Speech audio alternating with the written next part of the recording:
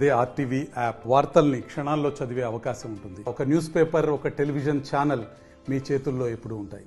JP Nadda గారి నాయకత్వం.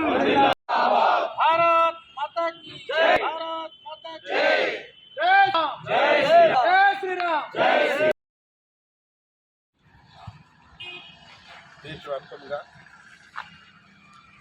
44 సంవత్సరాలు పూర్తి అయిన భారతీయ జనతా పార్టీ ఆవిర్భావ దినోత్సవం భారతీయ జనతా పార్టీ కార్యకర్తలకు, పదాధికారులకు, మా బైసపట్నం ముదూరు నియోజకవర్గ ప్రజలకు పేరు పేరున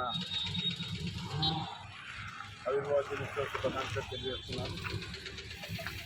గత 44 సంవత్సరాల కింద స్వర్గీయ భారతరత్న అటల్ బిహారీ వాజ్పేయి చేతున భారతీయ జనతా పార్టీ స్థాపించడం జరిగింది.